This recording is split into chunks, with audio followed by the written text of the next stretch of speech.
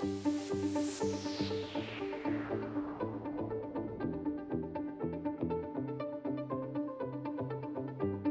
right. Well, hello, and welcome everyone to our BG5 Live. Great to have each and every one of you here with us today. Today is January 16th. This is episode number 2 of 2024. And today we're going to take a look at 2 traits. We're going to take a look at trait 61 of inner truth, and we're going to take a look at trait 60 of acceptance. These 2 traits are the last 2 traits before we enter in to what is truly the new year. So we're going to be taking a look at inner truth, an inner truth that is found in the details in accepting what is. Now, before we jump in and get started, let's say hello to our panel. So let's start with Shelly. Hey, Shelly, welcome. Hey, everybody. Good to be here. Always like looking at these traits, inner truth and acceptance. So happy to be here talking with everyone today. Yeah, great to have you here, Shelly. Welcome. And let's go to Banu. Hi, everybody. Great to be here. I'm really looking forward to this discussion as we close the year from a BG5 perspective as well. Yay. Well, welcome, Banu. And we have 2 people that are celebrating a birthday today on our panel. So first I want to say a very, very happy birthday to Boriss. Happy birthday, Boriss. Thank you, Karen. Yeah, what a day. What a day, especially as well to talk about my beloved trait 61, my inner truth and the immediate I know. And yeah, I have stories to tell a lot about it. And so I'm curious what will unfold today. And thanks for the wishes. Thank you. Yes, beautiful. Thank you for being here, Boriss, and happy birthday. And Chris, happy birthday to you as well. Great having you here. Well, thank you. This is the birthday gift for me today. Aww. To be in this conversation with everybody and explore trait 61, inner truth, which is also, like Boriss, one of my favorite traits. All right, thank you. Love it. Thank you so much, Chris. And Natalie is at the Rave Fest. She's live at the Rave Fest. And if you can still attend online, she's going to be doing an amazing OC16 experiment. We're going to be talking about BG5. I'm also going to be doing what is coming up in business and also how to profit by being yourself. And so if you want to join us at the Rave Fest, it's just starting today. And you can tap in and you can see what's going on. They have different packages as well, where you can just take a look at one individual session. They have a business package if you want to do all the BG5 stuff.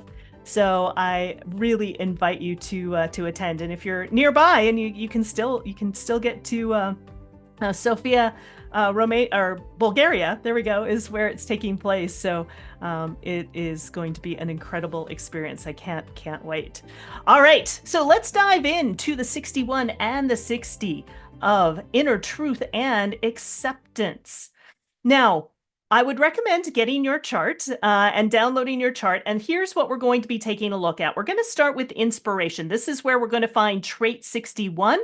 And it's part of the strength of the creative process. So that's what we're going to be taking a look at first. And again, this is the core essence and the life work theme, both for Boriss and Chris. So I can't wait to hear from both of them. Now, we are also going to be taking a look at trait 60 of acceptance. It's in drive and stamina, and it's part of the strength of innovation. And what you can see here is this is the individual pressure sandwich. We have the mental pressure from the top. We have the physical pressure from the bottom. So this is what we are going to explore today. What is this individual pressure sandwich, and how does it have, in a sense, an effect on our life and our business as well? So let's dive into today's theme of trait 61 of inner truth, trait 60 of acceptance. And again, inner truth is found in the details in accepting what is. So real quickly, just taking a look at trait 61, we can see that the life work themes are the Maya, thinking, and obscuration. So both Boriss and Chris, this is your life work theme. So one of the things that I would love to hear today as we're discussing it is, what does this life work theme of obscuration, what does that even mean? And its purpose is fulfilled through transformation. So looking forward to hearing from both of you today. And when we take a look at 61, this is about inner truth, the awareness of universal underlying principles. So I want you to consider, what does that mean in business? Because in business, there's also this awareness of underlying universal principles. And especially as we move forward into the era of the individual, these are going to become more and more important. And it's grounded by trait 62 of details. Caution, patience, and detail produce excellence out of limitation. So it's very interesting that trait 62 talks about limitation, because when we take a look at trait 60 of acceptance, it is also about limitation. This is the acceptance of limitation is the first step in transcendence. And we can see the life work themes are law, limitation, and distraction. And 60 is grounded by trait 56 of stimulation, stability through movement, the perpetuation of continuity through the linking of short-term activity. So one of the things that you have probably noticed entering into January, entering into 2024, is there's been a lot of pressure. There's been a lot of pressure to, it's like you want to move forward, but you don't know exactly how to move forward. And there is an element of kind of accepting what is, accepting the past, accepting what's present, accepting even what's happening in the future, and starting with a clean slate before we really truly move into 2024, which we will next week. So let's start with inner truth. And inner truth in business. This is the awareness of universal underlying principles. So it is the pressure to know. And it's the pressure to know the absolute truth and the mysteries of life to resolve the individual tension to know. This is where innovation in business happens. This is when we take a look at the OC16, this is where innovation gets its inspiration, right? So we have the 60 that's part of innovation. You can see how the 61 and the 60 are connected in the wheel, one right after the other. The 61 comes first. It is the inspiration. Then we move to the 60 to take a look at how can we transform what is there ultimately to bring forth a new direction in the business. If you don't have innovation in your business, it's not going to move forward. You get caught up in one thing, and if you don't change, if you don't adapt, you may not be in business very long. So again, the inner truth is the inspiration to bring new ideas into a business. So knowing how you can move towards deeper levels of self-acceptance, spend time musing when you know you have a unique insight and it's waiting for the right timing to express it. And when your knowing inspires, empowers, or changes others, you will also feel empowered. And silence in the now, when the dialogue stops and inner knowing reveals itself, again, in its own unique timing. Remember, in an OC16 in a larger organization, this is the inspiration that is all then passed down to trait 60, the acceptance in business. The acceptance of limitation is the first step in transcendence. So this is the space between where mutation takes place. This is the pulsing pressure to mutate. So you're inspired, and then there's this pressure. There's pressure that something needs to shift, something needs to change. This also brings forth, in a sense, grounding things in the old with the continuity so that something new can come forward. So mutation is released in limited amounts, right? And this pressure is the pressure that runs through all of the individual circuitry. So full creative potential can be released in an instant, and you never know when that may occur. This is what we call a format strength, meaning that there's a pressure there that's that it feels like nothing's happening, nothing's happening, nothing's happening, nothing's happening, and then boom, something can happen and it can transcend and something can be completely new. It can be a quantum leap. So uncertainty can cause this inner restlessness and feeling of being stuck when it seems like nothing is happening. And that may be your feeling at the beginning of this year. Like you want to push forward, but nothing's happening, nothing's happening, nothing's happening until all of a sudden it happens and then things start rolling. And it's really ultimately about accepting limitation. And accepting the limitation, again, recognizing that you have no control over transformation that's occurring with you. It happens when it happens.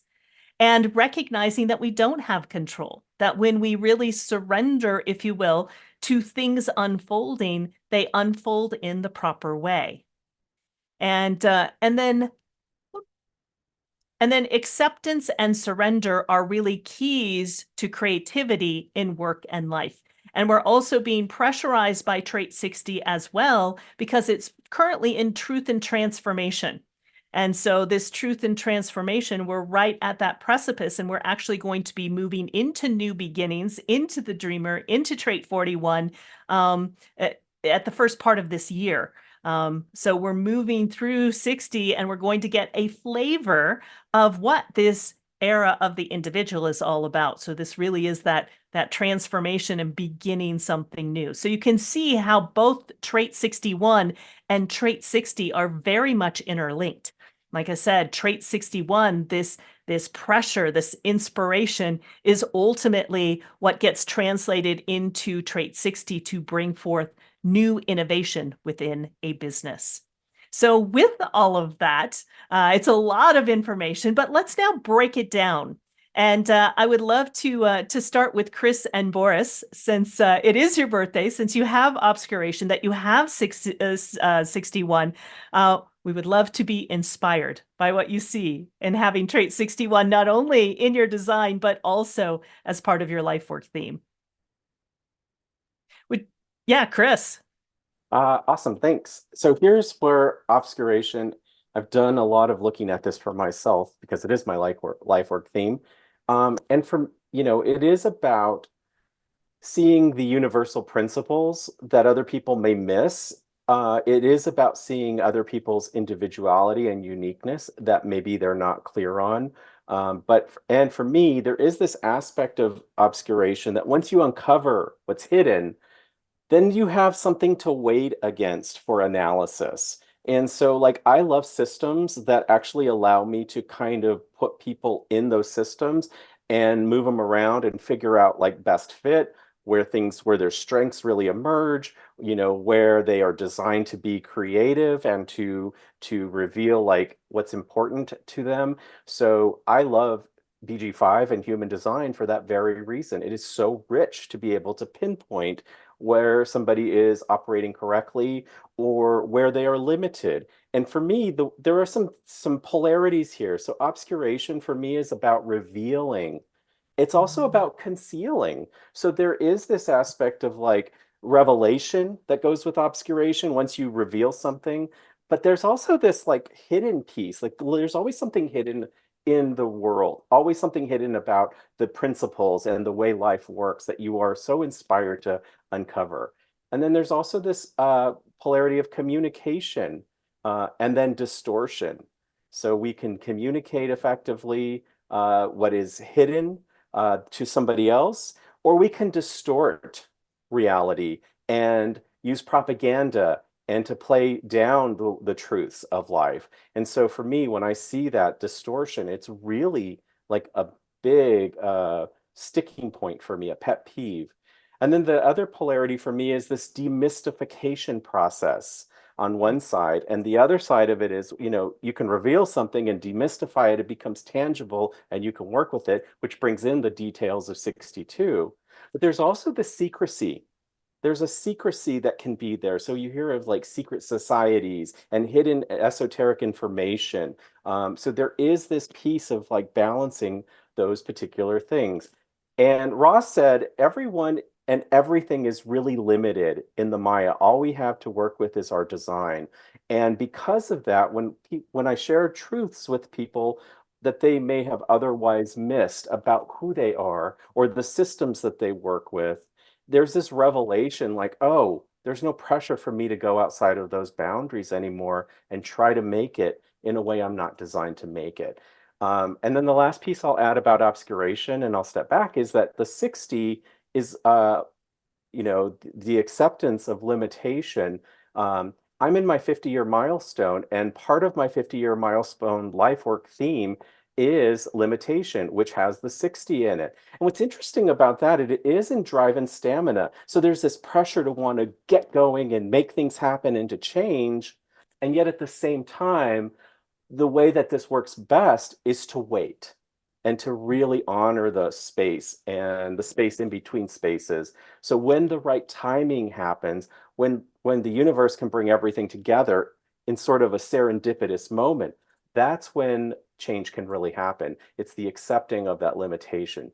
And if anybody is struggling with limitation, I could talk to you for hours about it. So I'll just step back here. I have talking points or everything else, but I'll reserve those for later.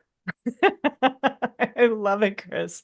And what a beautiful picture of both the 61 and how obscuration operates, and then also how you tied it into this the limitation as well. So you can see that these two follow one right after the other, and they kind of go hand in hand in that way as well. Yeah, brilliant. Thank you so much, Chris. And let's go to Boriss.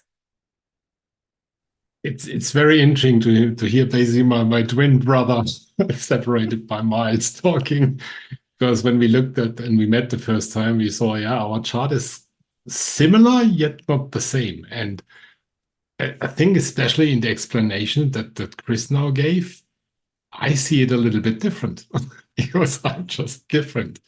And as you can see in my chart, I have a heavily defined head and Ashna Center, or inspiration and conceptualization, which is driven by the 6447, which is looking at the past, what is right in the past, what we can take into the future. And then my mind jiggles constantly mind maps, how I can correlate data, how I can correlate things, and how I bring the obscuration in it. And the obscuration is for me, my search for what is my soul plan, what I'm here for on Earth. What is like the hidden principles of life? What is that brings humanity, mankind, the collective forward? This is my collective process, constantly spinning. And then I have sometimes this immediate, instantaneous knowing, where really the word is, I know. And this is for me the 61 then talking. That is like, I know. This is the right thing. This is the right moment. This is the right step to do. This is whatever it is. And the fun part is then as well, and this is where ultimately the decision-making strategy kicks in. This is all in the head. It doesn't mean that I have to do, or it's like inspiration for the doing. And I have no thought connected. So I have no communication action connected. That means I have a lot of ideas. I have great ideas, and I think, breathtaking ideas and really revolutionary ideas, which is in obscuration, which is my life work theme, to transform. But not to transform myself, but to transform the collective, the world, humanity. And that is, pondering back now the last 2-3 weeks, I had this inner knowing suddenly. It was like, boom, I know my vision, I know my mission, I know my target, I know my goal. And suddenly my communication changed. I know what I'm talking about. And this is the I know. And I know it in details, what it's behind, how it should look like, what it's supposed to be look like, and whatever. And that is now what I've started doing. And suddenly it comes all together. And this is where last year I had the revelation of that my whole design suddenly made sense.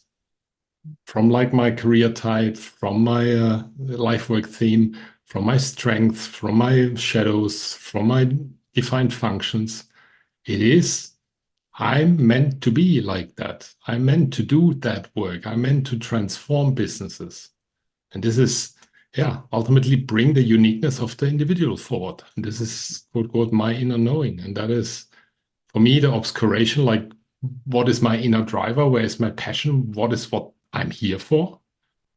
And as well, like inspired by books. And I read lots of different kind of books, financial books, esoteric books, philosophical books.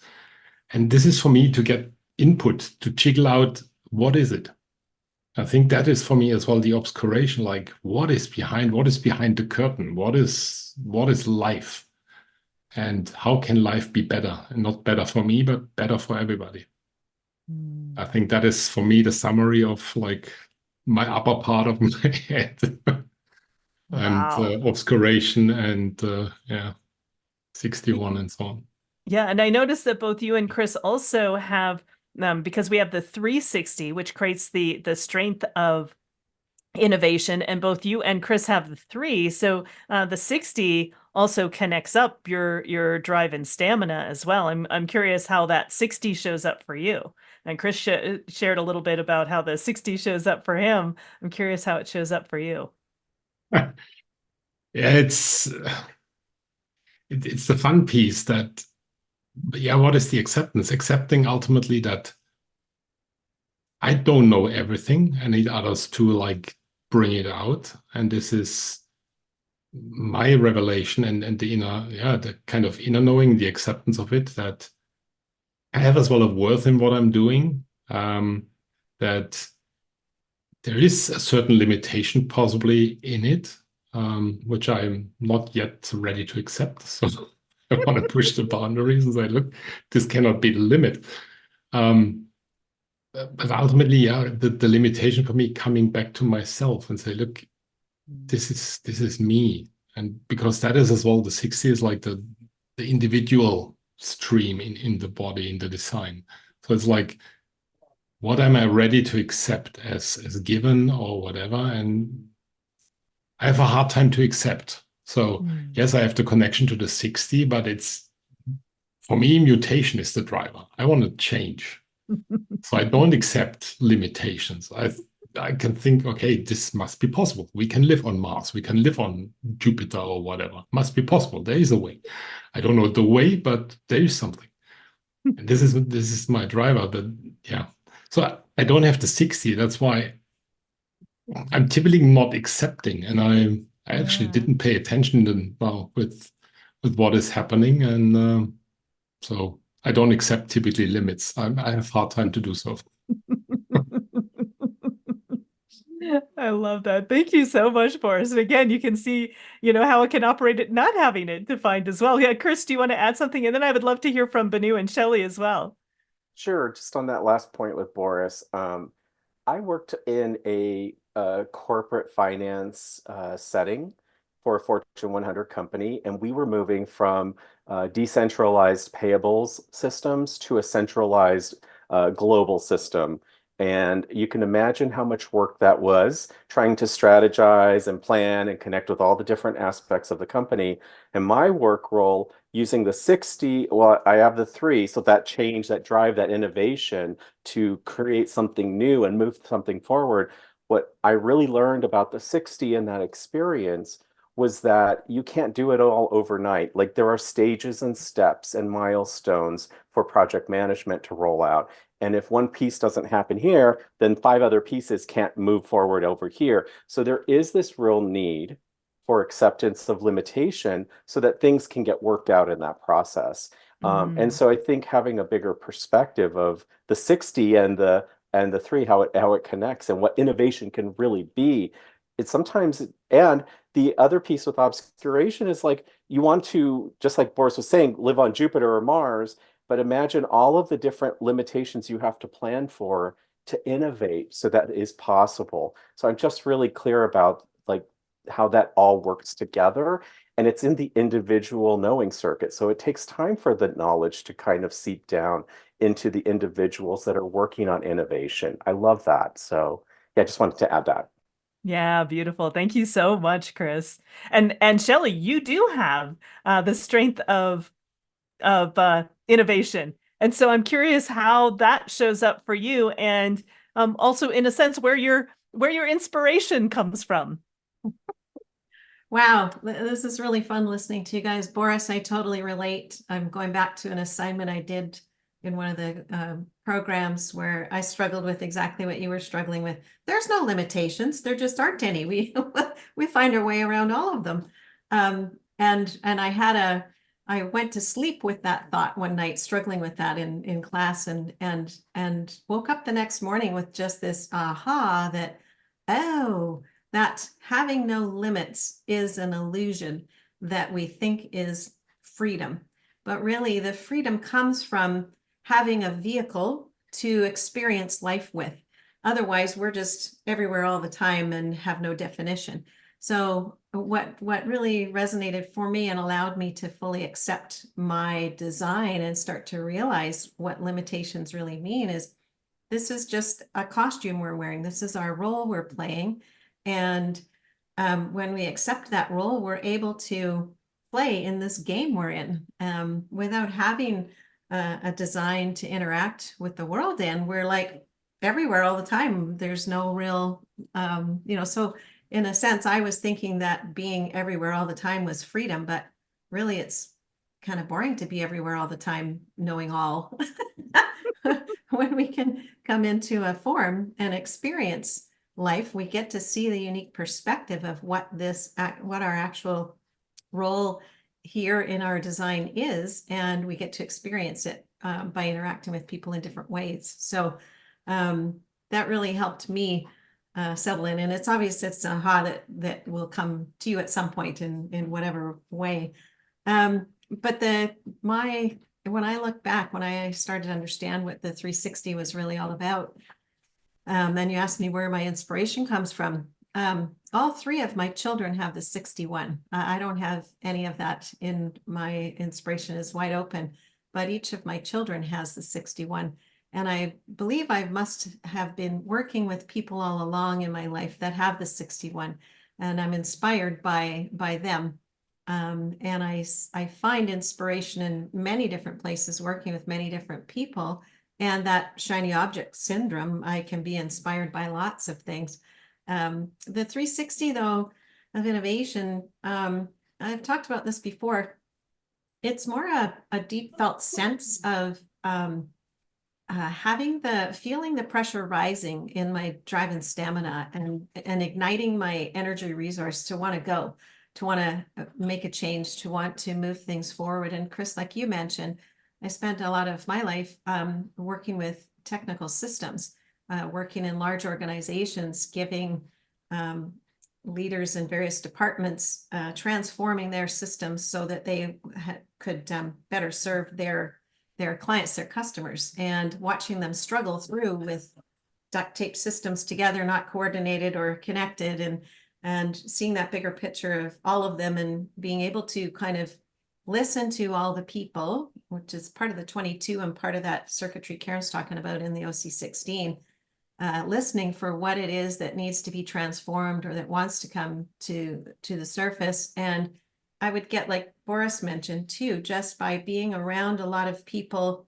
floating amongst departments, listening to everybody, it would all swirl around, and all of a sudden I would know what needs to be done, and I would know what needs to be transformed or changed. And like you said, Chris, then I had to hit the reality that I can't do it all at once. I can't just make it happen right now, even though I can see the vision and I can see where we need to go and what we need to do. That's probably been what I learned the most over the 10 years of my career of doing that particular job, was that I needed to come into reality and the physical process that we go through of coordinating everybody and everything and getting everybody on the same page and setting up a plan and moving it forward. But then also at that same time, recognizing that there is a flow and a timing to that. There's a step-by-step process that worked through me, that I knew whether we could go forward or not. And sometimes people would say, well, there's this barrier here, so-and-so doesn't have the budget, or there's some problem and we can't get around this. That was my favorite thing to deal with, because I could always find a way around and help the project keep moving forward. It just was all about timing usually. So yeah, that's how I've experienced it in life, and continuing to just kind of become more aware of how this shows up and is I was mentioning to Karen earlier that it's also a very creative strength. I do need that artistic creative muse. And I realized when I allow myself time to actually be creative, that things flow much quicker.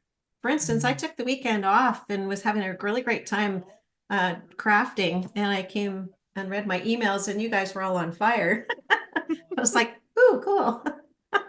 I can't push anything or force anything. I'm just going to relax and entertain myself creatively. So anyways, Yeah. that's all I can say right now. Hope that made sense. Yeah, absolutely. Thank you so much, Shelley. No, and again, you can see it's so fascinating that your kids all have the 61, and you know, there is getting the inspiration from different people to really see what needs to be transformed. And again, the limitation of, you know, things have to be put in place, and you need to unroll it step by step. Really beautiful. And Banu, I'm curious how, in your experience, not having the 61, but you do have the 3 in your design. I'm wondering how that shows up. You do, yeah. Thank you, Karen. So a couple of things I want to mention around this. Number one, they're both a little foreign to me. They're not something so familiar because I don't have them, and maybe I didn't have I thought in the beginning I didn't have a lot of chance to observe it, but then I recently did with Boriss, so I wanted to speak a little bit about that. But with both of them in general, first I want to mention a little bit about the general thematics, because they're both part of empowerment. So they both carry that theme of the individual really turning inside. It's all about me, but then the inner knowing, and it's about being yourself, actually, then being part of the empowerment and that individual circuitry. But then you're able to empower others around you with that, become an inspiration and do that. And how Boriss speaks to, I want to change the world, the business world, not the world. He says the business world. So it's mutation and bringing that transformation to people as well. So I think throughout this discussion, like what was mentioned, is all speaking to that. So even if we don't know some of the traits in detail, just knowing the general themes around it just makes so much sense. So that was what was familiar to me. And then on the 61, when Boriss was sharing his comments, and then recently working together as BG5 Solutions. So Boriss and I are working on a program that's actually going to transform the business world with the support of BG5. And I could see how during that meeting, how Boriss was speaking his inner truth around how he wanted to transform. And he inspired all of us, including me, into working on this. And then he prepared the slides. They're all, you know, he's got the steps. He knows what we're going to speak about. So it was a great invitation for me. So I had a great observation around how someone can speak their inner truth. And then he's like, yes, I know. I know what I'm speaking about, and he was mentioning it. So it's a great observation and experience for me to learn more about this and how it brings that one individual can inspire and bring transformation to others by doing that. So I think we just lived through that. So hopefully the program will kick off soon. So we will be able to share that with everyone. I also wanted to speak to the 60. There was a lot of mentioning, because it's acceptance. I think how we are raised and the conditioning that's out there. We're told we're supposed to go out and make things happen. We're told we're not supposed to accept things they are. Yes, if you have a limitation, so what? You work on it. You get over it. You do things. So I think all the conditioning that the world is actually giving to all, you don't accept, you go, you make things happen. That's why we all have hard time speaking about this acceptance, because that's what's pumped in the world. So I think the conditioning actually makes us hard to accept that we have to accept the limitation.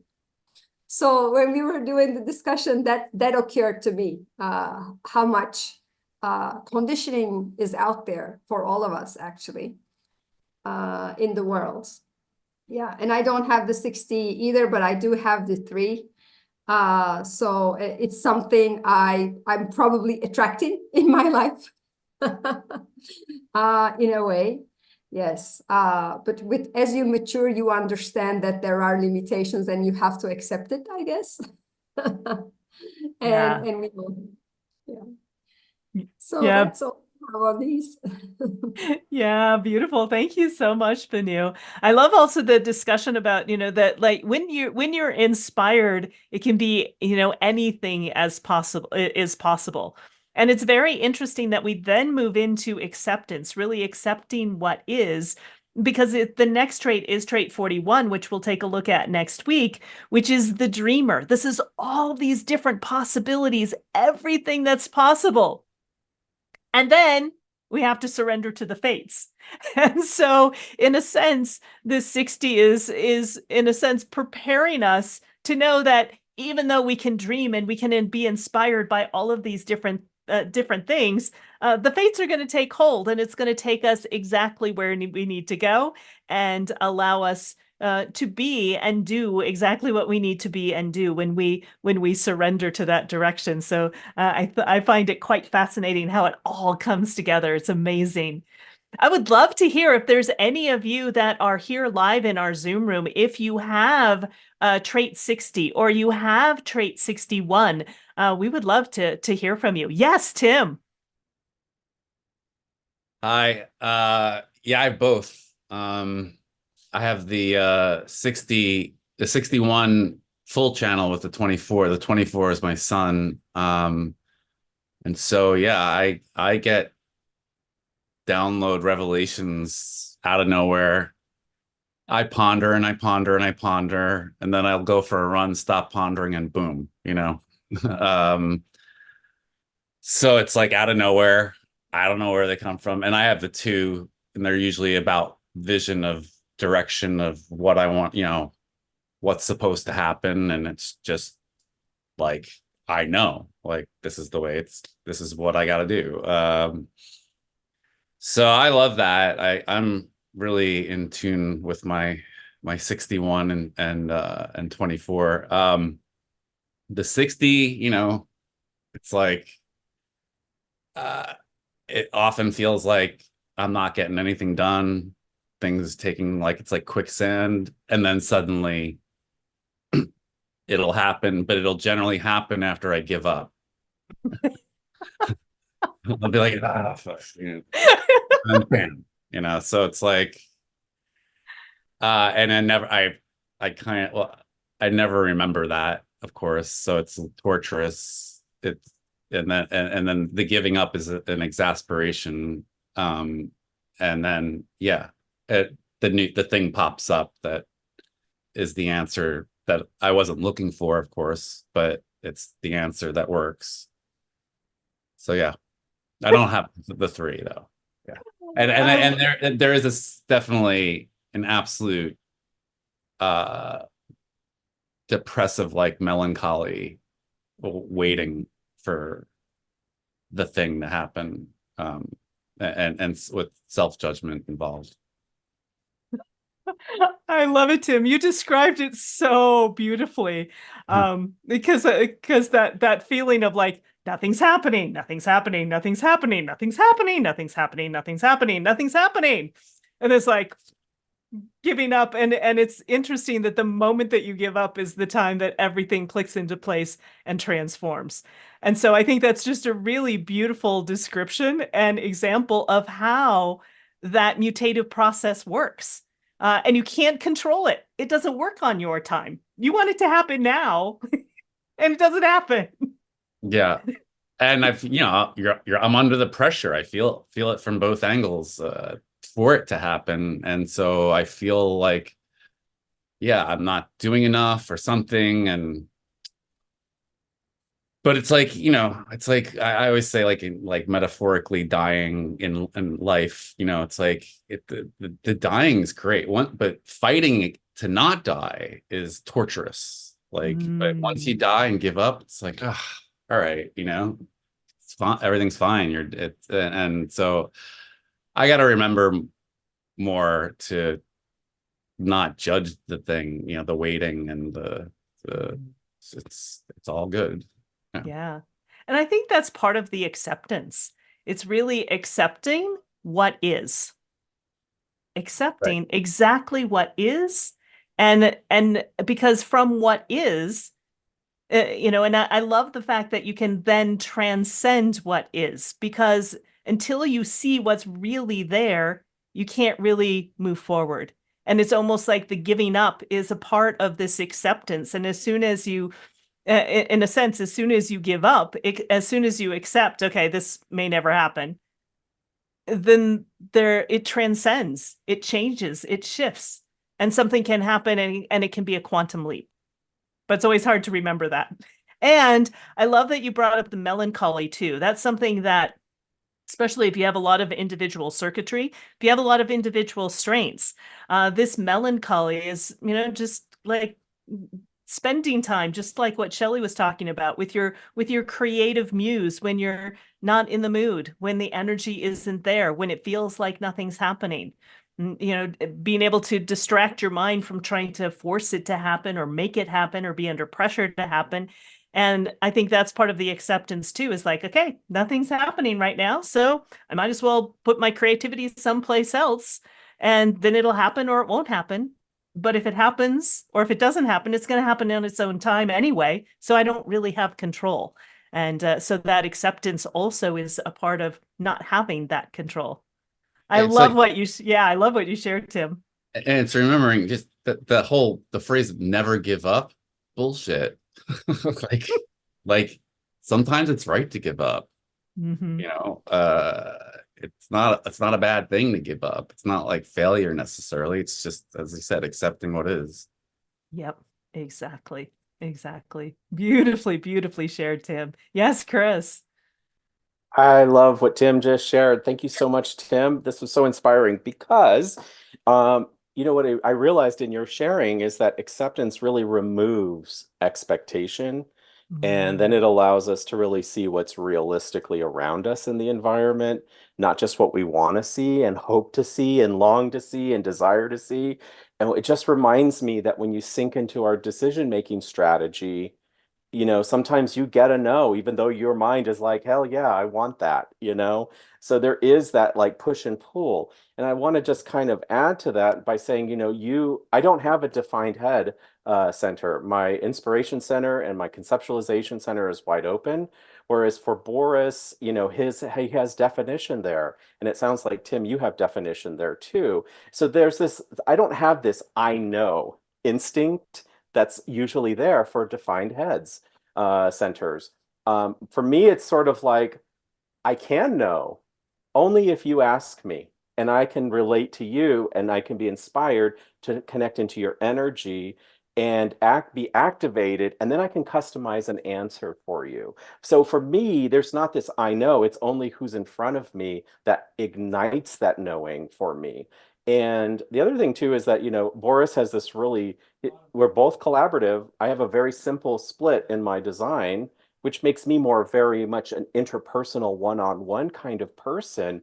And Boriss can work with an organization at a higher level and can really, has a much more business focus than I do. So most of my experiences with Inner Truth and with the 60 of acceptance are all about the one-on-one or interpersonal relationship. So I just want to call that out because, Boriss has beautiful examples of how this relates to him at that level. And it just, and this is really where design is nuanced. That's what I would say. And really be very clear that just because somebody has saying a same strength or a same trait in common doesn't mean it's going to operate the same way. I guess the other thing I just would share is that for me, obscuration and the 61, I'm so lit up by a lot of delving into the unknown.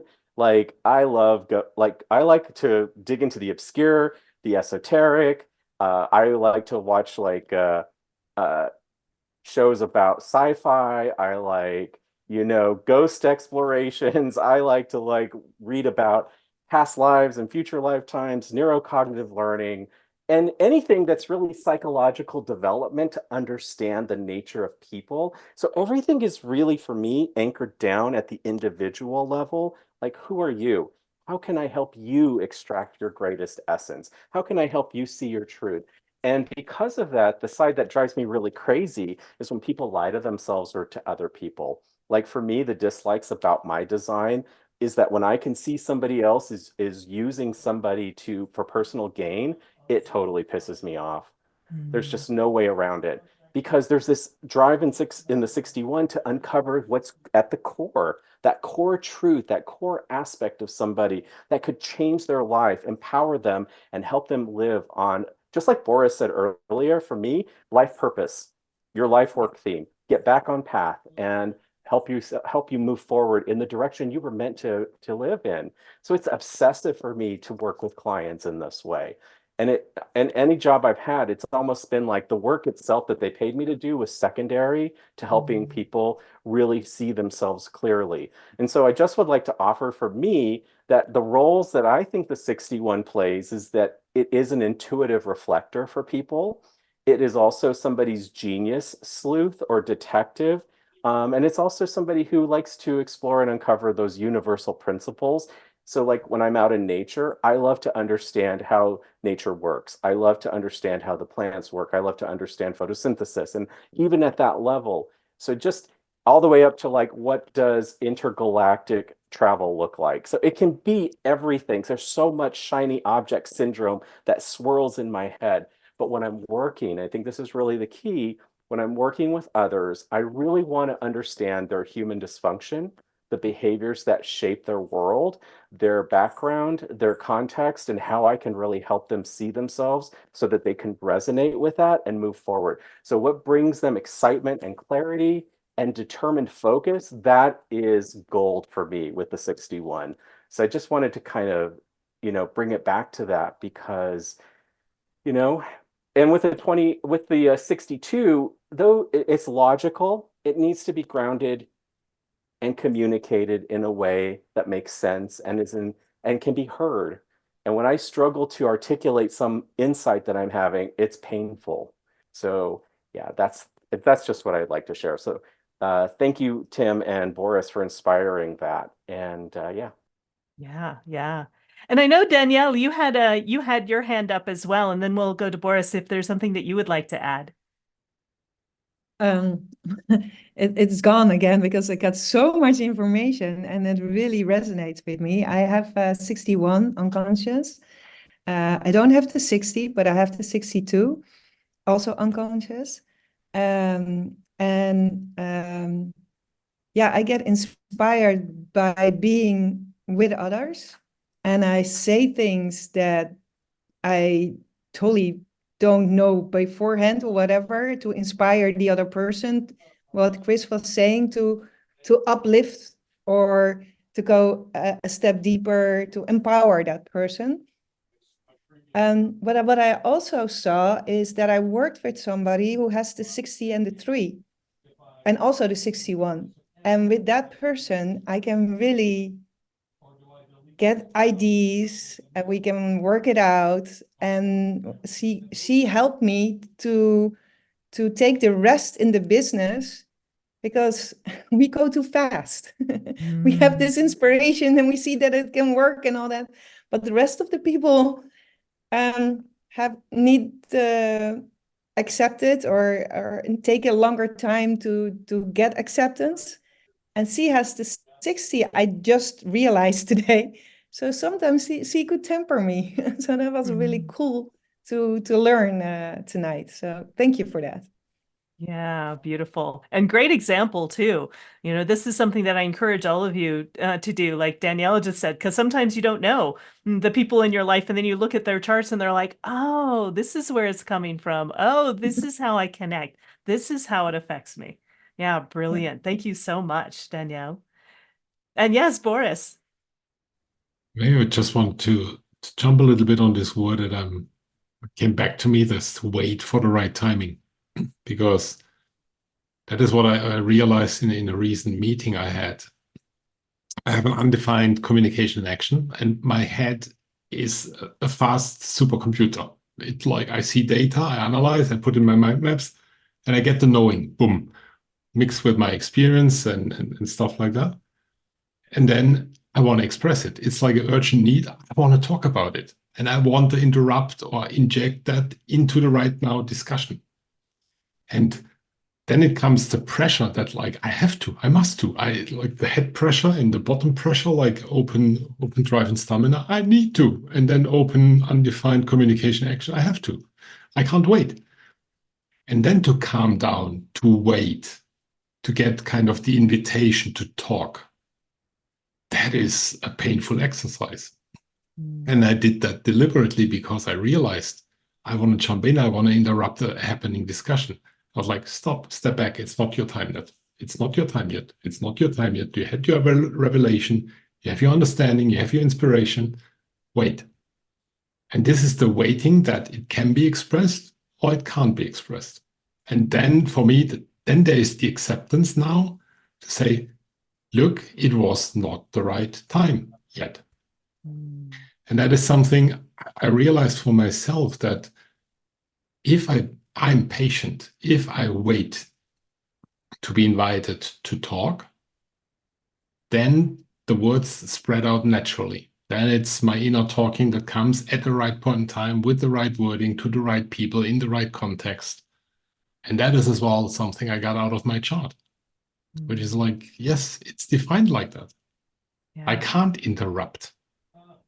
And I don't know if somebody else, I know it's a little bit about communication action, but this sitting there and be patient and silent in a room where there is silence with a lot of people, where a meeting is happening, like the pressure to like, oh, I need to talk. I need to bring in my idea. It's kind of, for me, it's a killer. I had it so many times where I'm sitting in a car with my wife. She's not talking. We are driving. Like, I have to talk. I have to talk. I must talk. There's silence. It can't be silence. It's just like, and then all the ideas that coming, and I see something, and I blah blah blah. Ah, look, this is what we could do, and yeah, it's just awesome. I love my head, and sometimes I hate my head. It's just another add-on. I love it. I love it. Thank you so much, Boriss. Yes, Tim. Yeah, I can relate. Defined head and ajna, open communication center. I have the 11, and I'm a storyteller, and boy, do I want to tell you my story. And I have dumped stories on people that don't want them. And it's just goes over like that. It's like so I've been practicing waiting and not dumping it, just waiting for the invitation, or knowing at least that someone wants to know. Like, but it's hard. I slip up sometimes, tell people, and and it's like suddenly I'm like, I can tell, like I'm like in it, and I'm like, oh wait, I'm in a long story again, and this person does not want to hear it, and even though it's a good story, but they don't want to hear it. It's not good. It's not working. It's not worth it. Yeah. And again, that's part of the acceptance too, because again, with the acceptance, it's all about the right timing. Because with the right timing, and this is also part of the whole individual circuitry, like what Banu was talking about, it is about timing. You can be seen, we have the genius freak, you can be seen as a genius, you can be seen as a freak, because individuality is something different, is something unique, and not everybody is open to it at the same time, or they may be open to it one time, maybe not be open to it in another time. And so one of the things that you can see both about both 61 and about 60 is what Boriss and Tim just talked about as well, is that it is about timing. And when the timing is correct, the stories are heard, the details are absorbed. But when the timing is not correct, goes over people's heads, people are yawning, people are not listening, people are tuning you out.